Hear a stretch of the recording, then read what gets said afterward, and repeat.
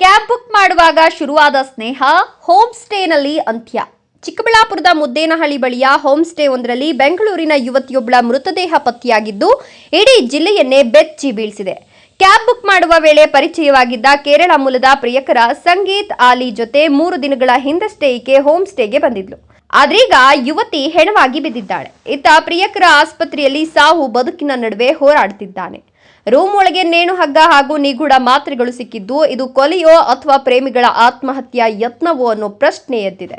ಹೌದು, ಶಾಂತವಾಗಿದ್ದ ಚಿಕ್ಕಬಳ್ಳಾಪುರ ತಾಲೂಕಿನ ಮುದ್ದೇನಹಳ್ಳಿ ಗ್ರಾಮದ ಆ ಹೋಮ್ ಸ್ಟೇನಲ್ಲಿ ಇಂದು ಕಣ್ಣೀರಿನ ಕಥೆಯೊಂದು ಬಯಲಾಗಿದೆ. ಕಳೆದ ದಿನಗಳಿಂದ ಪ್ರೇಮಿಗಳಂತೆ ಬಂದು ರೂಮ್ ಪಡೆದಿದ್ದ ಜೋಡಿಯ ಕತೆ ಹೀಗೆ ದುರಂತ ಅಂತ್ಯ ಕಾಣುತ್ತೆ ಅಂತ ಯಾರೂ ಊಹಿಸಿರಲಿಲ್ಲ. ಹೌದು, ಬೆಂಗಳೂರು ಮೂಲದ 25 ವರ್ಷದ ಯುವತಿ ಸಾಯಿ ಸುರಭಿ ಅನುಮಾನಾಸ್ಪದವಾಗಿ ಸಾವನ್ನಪ್ಪಿದ್ದಾಳೆ. ವಿಷಯ ತಿಳಿಸಿದಂತೆ ಸ್ಥಳಕ್ಕೆ ಚಿಕ್ಕಬಳ್ಳಾಪುರ ಎಸ್ಪಿ ಕುಶಾಲ್ ಚೌಕ್ಸೆ ಹಾಗೂ ನಂದಿ ಠಾಣೆಯ ಪೊಲೀಸರು ಭೇಟಿ ನೀಡಿ ಪರಿಶೀಲನೆ ನಡೆಸಿದ್ದಾರೆ. ಸಾಯಿ ಸುರಭಿ ಶವವಾಗಿ ಬಿದ್ದಿದ್ದ ಕೋಣೆಯ ದೃಶ್ಯಗಳು ಹಲವು ಅನುಮಾನಗಳಿಗೆ ದಾರಿ ಮಾಡಿಕೊಟ್ಟಿವೆ. ರೂಮ್ನಲ್ಲಿ ನೇಣು ಬಿಗಿದ ಸ್ಥಿತಿಯಲ್ಲಿ ಹಗ್ಗ ಪತ್ತೆಯಾಗಿದ್ರೆ ಅದರ ಜೊತೆಯಲ್ಲೇ ಕೆಲವು ನಿಗೂಢ ಮಾತ್ರೆಗಳು ಸಹ ಪತ್ತೆಯಾಗಿವೆ. ಪೊಲೀಸ್ ಸ್ಟೇಷನ್ ಮುದ್ದೇನಹಳ್ಳಿ ಗ್ರಾಮದಲ್ಲಿ ಒಂದು ಲೇಔಟ್ ಇದೆ. ಆ ಲೇಔಟ್ ಒಂದು ಹೋಮ್ ಸ್ಟೇ ಒಂದು ಬಾಡಿ ಸಿಕ್ಕಿತ್ತು. ನಮ್ಗೆ ಈ ತರ ಮಾಹಿತಿ ಬಂದಿತ್ತು ಹೋಮ್ ಸ್ಟೇ ಒಂದು ಕಡೆಯಿಂದ. ಅವ್ರಿಗೆ ನಾವು ಇಲ್ಲಿ ಈಗ ಸ್ಪಾಟ್ ವಿಸಿಟ್ ಮಾಡಿದ್ದೀವಿ, ಪರಿಶೀಲನೆ ಮಾಡಿದ್ದೀವಿ. ನಮ್ಮ ಸೀನ್ ಆಫ್ ಕ್ರೈಮ್ ಆಫೀಸರ್ಸ್ ಮತ್ತೆ ಫಿಂಗರ್ ಪ್ರಿಂಟ್ ಎಕ್ಸ್ಪರ್ಟ್ಸ್ ಎಲ್ಲರೂ, ಸೈಂಟಿಫಿಕ್ ಆಫೀಸರ್ಸ್ ಎಲ್ಲರೂ ಬಂದಿದ್ದಾರೆ. ಬೇಸಿಕಲಿ ಯಾರ್ದು ಒಬ್ರು ಹುಡುಗಿ ಮತ್ತೆ ಹುಡುಗ 2 ಜನ ಇದ್ರು ರೂಮಲ್ಲಿ. ಹುಡುಗಿದು ಡೆತ್ ಆಗಿದೆ. ಹುಡುಗಿದು ಬೆಂಗಳೂರು, ಅವ್ರದ್ದು ಏನ ಅರೌಂಡ್ 25-26 ಏಜ್ ಇರಬೇಕು. 25-26 ಏಜ್ ಇರಬೇಕು. ಅವ್ರದ್ದು ಡೆತ್ ಆಗಿದೆ. ಈಗ ಹುಡುಗ ಅನ್ಕಾನ್ಶಿಯಸ್ ಇದ್ರು. ಹುಡುಗಾಗಿ ನಾವು ಹಾಸ್ಪಿಟಲ್ ಶಿಫ್ಟ್ ಮಾಡಿದ್ದೀವಿ. ಮೋಸ್ಟ್ ಔಟ್ ಆಫ್ ಡೇಂಜರ್ ಇದ್ದಾರೆ. ಈಗ ಹೋಗಿ ಅವ್ರದ್ದು ಕೂಡ ಸ್ಟೇಟ್ಮೆಂಟ್ ತಗೊಳ್ತೀವಿ, ಏನಾಗಿದೆ, ಏನ್ ನಡೆದಿದೆ.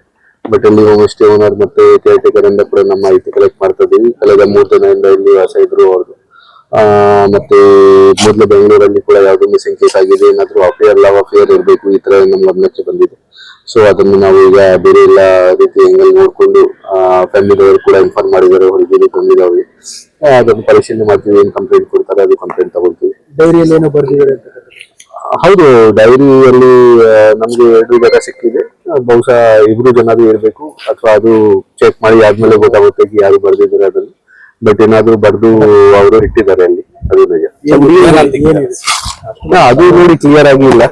ಈ ತರ ಎಕ್ಸಾಕ್ಟ್ ಈ ತರ ಬರ್ದಿಲ್ಲ ಏನಾಗಿದೆ ಅಥವಾ ಯಾವ ಕಾರಣಕ್ಕೆ ಏನಾಗಿದೆ ಈ ತರ ಬರ್ದಿಲ್ಲ. It is kind of wait. ಅದು ನಮ್ಗೆ ಈಗ ಶೇರ್ ಕೂಡ ಮಾಡಕ್ಕೆ ಆಗಲ್ಲ. ಫಸ್ಟ್ ಎಲ್ಲರ ಜೊತೆ ನಾವು ಫ್ಯಾಮಿಲಿ ಮೆಂಬರ್ಸ್ಗೆ ಕೂಡ ತೋರಿಸ್ತೀವಿ. ಮತ್ತೆ ನಾವು ನಮ್ಮ ಡಾಕ್ಯುಮೆಂಟ್ಸ್ ಹೇಗೆ ಚೆಕ್ ಮಾಡಬೇಕು ಅದೆಲ್ಲ ಚೆಕ್ ಮಾಡ್ಕೊಂಡು ಆಫೀಸಲ್ಲಿಂದ ಆಮೇಲೆ ಡಿಸೈಡ್ ಮಾಡ್ತೀವಿ. ಅದು ನಿಜಾನ ಇದೆ, ಸುಳ್ಳಿದೆ ಅಥವಾ ಪ್ಲಾಂಟೆಡ್ ಇದೆ, ಏನಿದೆ ಅದು ನಮಗೆ ಇನ್ವೆಸ್ಟಿಗೇಷನ್ ಪಾರ್ಟ್ ಇದೆ. ಈಗ ಅಲ್ಲಿ ಒಳಗಡೆ ಫ್ಯಾನ್ ಅಲ್ಲಿ ಕೂಡ ಒಂದು ನೇಣು ಹಾಕಿದ್ದಾರೆ. ಬಟ್ ನಮ್ಮ ಪ್ರೈಮ್ ಆಫೀಸ್ ನಮ್ಮ ಇನ್ಫಾರ್ಮೇಶನ್ ಪ್ರಕಾರ ಏನಾದ್ರು ಅದು ಪಾಯ್ಸನಿಂಗ್ ಇದ್ದ ಅಥವಾ ಯಾವ್ದು ಕಾರಣಕ್ಕೆ ಡೆತ್ ಆಗಿದೆ. ಹುಡುಗಿದು ಬಾಡಿ ಮೇಲೆ ಹಳೇದು ಮಾರ್ಕ್ಸ್ ಕೂಡ ಇದೆ.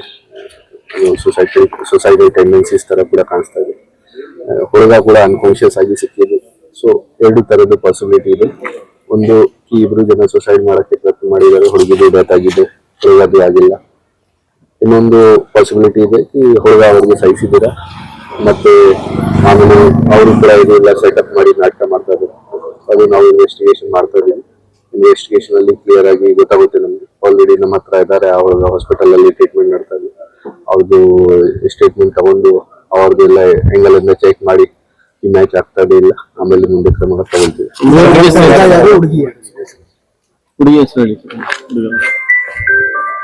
ಹುಡುಗಿದು ಹೆಸರು ಸಾಯಿ ಸುರಭಿ ಇದೆ, ಬೆಂಗಳೂರದವರು. ಅವರು ಹುಡುಗ ಹೆಸರು ಸಂಗೀತ್ ಅಲಿ, ಅವರು ಕೇರಳದವರು ಇದ್ದಾರೆ. ಇವರದ್ದು ಮೊದಲು 2025 ಅಲ್ಲಿ ಬೆಂಗಳೂರಲ್ಲಿ ಕೂಡ ಒಂದು ಮಿಸ್ಸಿಂಗ್ ಕೇಸ್ ಆಗಿದೆ. ಆ ಟೈಮ್ಗೆ ಏನು ಎಲೋಪ್ಮೆಂಟ್ ಆಗಿತ್ತು, ಆಮೇಲೆ ವಾಪಸ್ ಬಂದಿದ್ರು. ಬಹುಶಃ ಫ್ಯಾಮಿಲಿದವರಿಂದ ಏನಾದ್ರು ಅವರಿಗೆ ಅಕ್ಸೆಪ್ಟೆಡ್ ಇಲ್ಲ ರಿಲಿಜನ್, ಇದು ಅಕ್ಸೆಪ್ಟೆಡ್ ಇಲ್ಲ ರಿಲೇಶನ್ಶಿಪ್ ಅವರದ್ದು, ಈ ಕಾರಣ ಬಗ್ಗೆ ಏನು ಇದ್ರು. ಈ ಹುಡುಗಿದು ಕೂಡ ಇಲ್ಲಿ ಸತ್ಯಸಾಯಿ ಕ್ಯಾಂಪಸ್ ಅಲ್ಲಿ ವಾಲಂಟಿಯರ್ ಆಗಿ ಕೆಲಸ ಮಾಡಕ್ಕೆ ಬಂದಿದ್ರು, ಈ ತರ ಹೇಳ್ತಾ ಇದ್ದಾರೆ ಫ್ಯಾಮಿಲಿ ಮೆಂಬರ್ಸ್. ಅದನ್ನು ಕೂಡ ನಾವು ಕನ್ಫರ್ಮ್ ಮಾಡ್ತೀವಿ.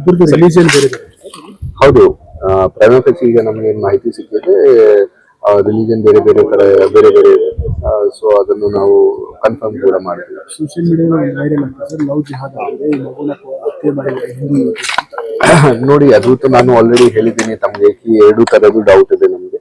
ಅದು ಪೋಸ್ಟ್ ಮಾರ್ಟಮ್ ಅಲ್ಲಿ ಮತ್ತೆ ಫ್ಯಾಮಿಲಿ ಮೆಂಬರ್ಸ್ ಮತ್ತೆ ಆ ಹುಡುಗ ಯಾರು ಅನ್ಕಾನ್ಶಿಯಸ್ ಇದ್ದಾರೆ ಅವರಿಂದ ಕೂಡ ನಮ್ಗೆ ಗೊತ್ತಾಗುತ್ತೆ. ಅವ್ರ ಮೇಲೆ ವಿಚಾರಣೆ ಮಾಡ್ತೀವಿ, ಆಮೇಲೆ ನಮ್ಗೆ ಕ್ಲಿಯರ್ ಆಗುತ್ತೆ ಇದು ಸುಸೈಡ್ ಅಟೆಂಪ್ಟ್ ಇದೆ ಅಥವಾ ಯಾರಿಗೆ ಸಾಯಿಸಿದಾರ ಈ ತರ ಇದೆ. ಸೊ ಡೆಫಿನೆಟ್ಲಿ ನಾವು ಎಲ್ಲ ಎವಿಡೆನ್ಸಸ್ ಕಲೆಕ್ಟ್ ಮಾಡ್ಕೊಂಡು ಮತ್ತೆ ಯಾರು ಈ ಕೇಸಲ್ಲಿ ಸ್ಟೇಕ್ ಹೋಲ್ಡರ್ಸ್ ಇದ್ದಾರೆ, ಯಾರಿಗೆ ಇದು ಗೊತ್ತು ಈ ತರ ಅವ್ರದ್ದು ರಿಲೇಶನ್ಶಿಪ್ ಇತ್ತು, ಅವರೆಲ್ಲ ಜೊತೆ ಮಾತಾಡ್ಕೊಂಡು ನಾವು ಕನ್ಫರ್ಮ್ ಮಾಡ್ತೀವಿ ಮರ್ಡರ್ ಆಗಿದೆ ಅಥವಾ ಸುಸೈಡ್ ಅಟೆಂಪ್ಟ್ ಆಗಿದೆ ಏನಾಗಿದೆ ಅದು ಕನ್ಫರ್ಮ್ ಮಾಡ್ತೀವಿ. ಇಲ್ಲಿ ಹೋಮ್ ಸ್ಟೇ ಓನರ್ ಯಾರಿದ್ದಾರೆ ಅಂದ್ರೆ ಕೇರ್ ಟೇಕರ್ ಇದಾರೆ ಒಬ್ರು, ಅವ್ರದ್ದು ಚೆಕ್ಔಟ್ ಇತ್ತು, ಚೆಕ್ ಮಾಡಕ್ಕೆ ಹೋಗಿದ್ದಾರೆ ಕೇಳಕ್ಕೆ ಯಾವಾಗ ಖಾಲಿ ಮಾಡ್ತಾರೆ. ಅಲ್ಲಿಂದ ರೆಸ್ಪಾನ್ಸ್ ಸಿಗ್ಲಿಲ್ಲ ಅಥವಾ ಒಳಗಡೆ ಚೆಕ್ ಮಾಡಕ್ಕೆ ಹೇಳಿದ್ದಾರೆ. ಆಮೇಲೆ ಅವ್ರಿಗೆ ಗೊತ್ತಾಯ್ತು ಈ ಇಬ್ರು ಜನ ಈ ತರ ಅನ್ಕಾನ್ಶಿಯಸ್ ತರ ಸಿಕ್ಕಿದೆ ಅವ್ರಿಗೆ. ಆಮೇಲೆ ಚೆಕ್ ಮಾಡಿ ಗೊತ್ತಾಯ್ತು ಅವ್ರಿಗೆ ಹುಡುಗಿದು ಡೆತ್ ಆಗಿದೆ, ಹುಡುಗ ಅನ್ಕಾನ್ಶಿಯಸ್ ಅವ್ರಿಗೆ ಪೊಲೀಸ್ಗೆ ತಿಳಿಸಿ ಹಾಸ್ಪಿಟಲ್ಗೆ ಶಿಫ್ಟ್ ಮಾಡಿದ್ದಾರೆ. ಔಟ್ ಆಫ್ ಡೇಂಜರ್ ಅದಾರ. ಮಾತ್ರೆ ಗೀತ್ರೆ ಇದೆ ಅಂತ ಮಾತ್ರೆ ಮಾತ್ರೆ ನೋಡಿ ಬೇರೆ ಬೇರೆ ತರದ್ದು ಐಟಮ್ಸ್ ಇದೆ, ಮೆಡಿಸಿನ್ಸ್ ಕೂಡ ಇದೆ, ನೇನ್ ಹಾಕಿದ್ದಾರೆ ಒಂದು ಫ್ಯಾನ್ ಮೇಲೆ ಅದು ಕೂಡ ಇದೆ. ಸೊ ಅದು ನಾವು ಕನ್ಫರ್ಮ್ ಮಾಡಬೇಕು ಹೆಂಗೆ ಆಗಿದೆ ಡೆತ್, ಅದು PM ಅಲ್ಲಿ ಗೊತ್ತಾಗುತ್ತೆ ಅಥವಾ ಡಾಕ್ಟರ್ ಯಾವಾಗ ಫಾರೆನ್ಸಿಕ್ ಡಾಕ್ಟರ್ ನೋಡ್ತಾರೆ, ಸೀನ್ ಆಫ್ ಕ್ರೈಮ್ ಆಫೀಸರ್ಸ್ ಕೂಡ ಇದ್ದಾರೆ, ಅವರು ನಮ್ಗೆ ಸೈಂಟಿಫಿಕ್ ಆಗಿ ಚೆಕ್ ಮಾಡಿ ಹೇಳ್ತಾರೆ ಹೇಗೆ ಡೆತ್ ಆಗಿದೆ. ಆಮೇಲೆ ನಾವು ಕ್ರಮ ತಗೋತೀವಿ. ರೂಮ್ ಇದು ಆನ್ಲೈನ್ ಬುಕ್ ಮಾಡಿದ್ದಾರೆ ಹೇಳ್ತಾ ಇದ್ದಾರೆ, ಅದು ನಾವು ಚೆಕ್ ಮಾಡ್ತಾ ಇದೀವಿ. ಅವ್ರ ಬುಕಿಂಗ್ ಯಾವ ಹೆಸರಿಂದ ಆಗಿದೆ ಯಾವ್ದನ್ನಾದ್ರೂ ಆಗಿದೆ ಇಲ್ಲ ಅದೇ ನಾನು ಚೆಕ್ ಮಾಡ್ತಾ ಇದ್ದೀನಿ. ಈಗ ಹೋಮ್ ಸ್ಟೇ ಏನಾದ್ರು ಬರಕ್ಕೆ ಹೇಳಿದೆ ಅವರೆಲ್ಲ ಚೆಕ್ ಮಾಡ್ತಾ ಇದೀವಿ ಯಾರ ಹೆಸರು ಮೇಲೆ ಆಗಿದೆ, ಎಷ್ಟು ದಿನ ಅದು ಆಗಿದೆ, ಎಷ್ಟು ಪೇಮೆಂಟ್ ತಗೊಂಡಿದ್ದಾರೆ, ಒಬ್ರದ್ದು ಆಗಿದೆ ಇಬ್ರದ್ದು ಆಗಿದೆ, ಅದು ಚೆಕ್ ಮಾಡಕ್ಕೆ ಹೇಳಿದೀವಿ. ಸೋಷಿಯಲ್ ಮೀಡಿಯಾ ಅದು ನಾನು ನೋಡಿಲ್ಲ, ಸೋಷಿಯಲ್ ಮೀಡಿಯಾದ ಫೋಟೋಸ್ ನಮ್ ಗಮನಕ್ಕೆ ಇಲ್ಲ. ಬಟ್ ಇವ್ರದ್ದು ಬೆಂಗಳೂರಲ್ಲಿ ಒಂದು ಕೇಸ್ ಆಗಿತ್ತು, ಅದು ನಿಜ ನಮ್ ಗಮನಕ್ಕೆ ಬಂದಿದೆ. ನಾವು ಕೂಡ ಅವ್ರ ಜೊತೆ ಮಾಹಿತಿ ಕಲೆಕ್ಟ್ ಮಾಡಿದೀವಿ, ಮಿಸ್ಸಿಂಗ್ ಕೇಸ್ ಆಗಿತ್ತು. ನೋಡಿ ಸೋಷಿಯಲ್ ಮೀಡಿಯಲ್ಲಿ ಏನ್ ಫೋಟೋಸ್ ಇದೆ ಅದು ನಮ್ ಗಮನಕ್ಕೆ ಇಲ್ಲ.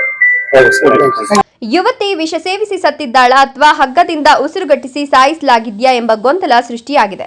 ಘಟನಾ ಸ್ಥಳಕ್ಕೆ ವೈಜ್ಞಾನಿಕ ತನಿಖಾ ತಂಡ ಹಾಗೂ ಬೆರಳಚ್ಚು ತಜ್ಞರು ಭೇಟಿ ನೀಡಿ ಪ್ರತಿಯೊಂದು ಸಾಕ್ಷ್ಯವನ್ನ ಕಲೆ ಹಾಕ್ತಿದ್ದಾರೆ. ಇನ್ನು ರೂಮ್ನಲ್ಲಿ ಒಂದು ಡೇರಿ ಸಿಕ್ಕಿದ್ದು ಪೊಲೀಸರು ಅದರಲ್ಲಿನ ಬರಹಗಳನ್ನ ಡಿಕೋಡ್ ಮಾಡ್ತಿದ್ದಾರೆ. ಹೋಮ್ ಸ್ಟೇನಲ್ಲಿ ಬೆಂಗಳೂರಿನ ಸಾಯಿ ಸುರಭಿ ಅನ್ನೋ 25 ವರ್ಷದ ಯುವತಿ ಮೃತದೇಹ ಸಿಕ್ಕಿದೆ. ಆಕೆಯ ಜೊತೆಯಲ್ಲಿದ್ದ ಕೇರಳದ ಸಂಗೀತಾಲಿ ಎಂಬಾತ ಅಸ್ವಸ್ಥನಾಗಿದ್ದು ಸದ್ಯ ಆಸ್ಪತ್ರೆಯಲ್ಲಿ ಚಿಕಿತ್ಸೆ ಪಡೆದಿದ್ದಾನೆ. ಸ್ಥಳದಲ್ಲಿ ಸಿಕ್ಕಿರೋ ಡೇರಿ ಮತ್ತು ಸಾಕ್ಷಿಗಳನ್ನು ಆಧರಿಸಿ ತನಿಖೆ ನಡೆಸುತ್ತಿದ್ದೀವಿ. ಪೋಸ್ಟ್ ಮಾರ್ಟಮ್ ವರದಿ ಬಂದ ಬಳಿಕ ಇದು ಕೊಲೆಯೋ ಅಥವಾ ಆತ್ಮಹತ್ಯೆಯೋ ಅನ್ನೋದು ಸ್ಪಷ್ಟವಾಗಲಿದೆ. ಅಷ್ಟಕ್ಕೂ ಇವರಿಬ್ಬರ ಪರಿಚಯವಾಗಿದ್ದು ಕ್ಯಾಬ್ ಬುಕ್ ಮಾಡುವ ಸಣ್ಣ ವಿಷಯದಲ್ಲಿ.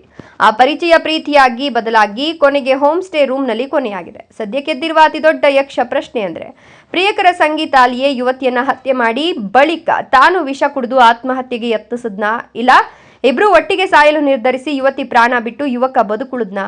ಆಸ್ಪತ್ರೆಯಲ್ಲಿ ಐಸಿಯುನಲ್ಲಿರುವ ಸಂಗೀತಾಲಿ ಪ್ರಜ್ಞೆ ಬಂದು ಬಾಯ್ಬಿಟ್ರೆ ಹಾಗೂ ಮರಣೋತ್ತರ ಪರೀಕ್ಷೆಯ ವರದಿ ಕೈ ಸೇರಿದ್ರೆ ಮಾತ್ರ ಈ ನಿಗೂಢ ಸಾವಿನ ರಹಸ್ಯ ಬಯಲಾಗಬೇಕಿದೆ. ಮೋಹನ್ ಕುಮಾರ್, ಸುಮನ್ ಟಿವಿ, ಚಿಕ್ಕಬಳ್ಳಾಪುರ.